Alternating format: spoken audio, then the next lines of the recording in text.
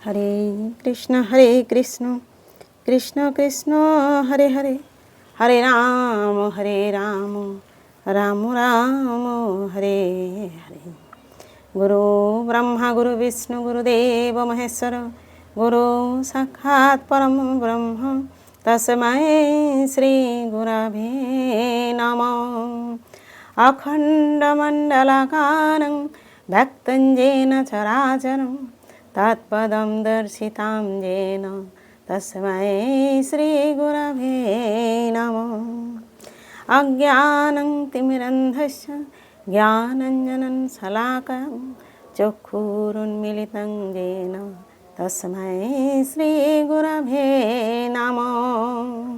নমো ব্রহ্মণ্যদেবায় গো ব্রহ্মণহিতায় চ জগদ্ধিতায় শ্রীকৃষ্ণায় গোবিন্দায় নমো নমঃ।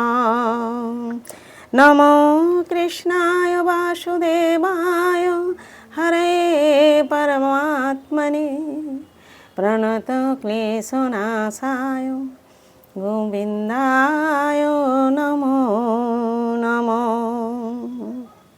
জয় গুরুদেব, জয় রাধে, জয় রাধে। পাঠ করছি শ্রীমদ্ ভাগবত গীতা পঞ্চদশ অধ্যায় পুরুষোত্তম যোগ, শ্লোক নাম্বার 8। শরীরং যদ্বাপ্নোতি যৎপুত্র কামতিশ্বর গৃহত্যেতানি সঞ্জাতি বায়ুর্গন্ধানি বাসয়াত।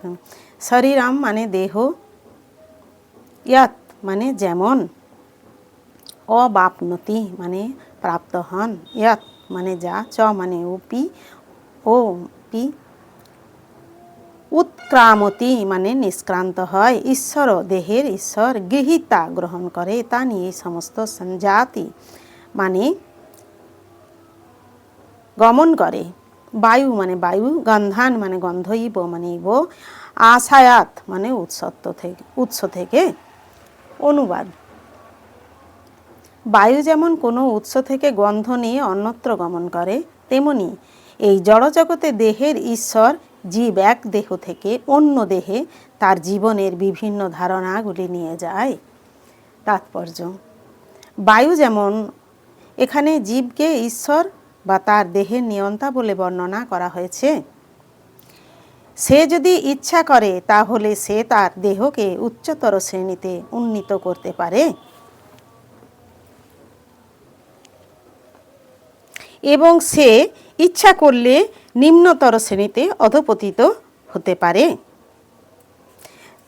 তার অতি ক্ষুদ্র স্বাধীনতা এই ক্ষেত্রে আছে। তার দেহের সমস্ত পরিবর্তন তার উপরই নির্ভর করে। তার চেতনাকে সে যেভাবে গড়ে তুলেছে তা তাকে মৃত্যুর পর পরবর্তী দেহে নিয়ে যাবে। তার চেতনাকে যদি সে একটি কুকুর বা বিড়ালের চেতনার মতো করে গড়ে তোলে তাহলে সে অবশ্যই কুকুর বা বিড়ালের দেহ প্রাপ্ত হবে।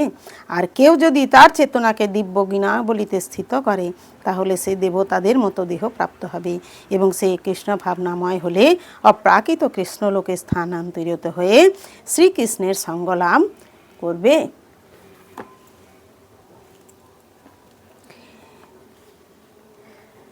দেহের নাশ হয়ে যাওয়ার সঙ্গে সঙ্গে সেই সব কিছুরই নাশ হয়ে যায়, সেই ধারণা ভ্রান্ত।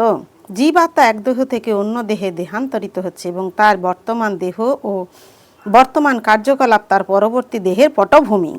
কর্ম অনুসারে জীব একটি ভিন্ন দেহ প্রাপ্ত হয় এবং যথাসময়ে তাকে সেই দেহ ত্যাগ করতে হয়। এখানে বলা হয়েছে যে সূক্ষ্ম দেহ যা পরবর্তী দেহে ধারণা বহন করে তা পরবর্তী জীবনে অন্য একটি দেহে বিকশিত হয়। এক দেহ থেকে অন্য দেহে দেহান্তরিত হবার এই পন্থা এবং দেহের অবস্থানকালে সংগ্রামকে বলা হয় কর্ষতি বা জীবন সংগ্রাম। হরে কৃষ্ণ কৃষ্ণ কৃষ্ণ হরে হরে, হরে রাম রাম রাম হরে হরে। জয় রাধে, জয় গুরুদেব, জয় রাধে।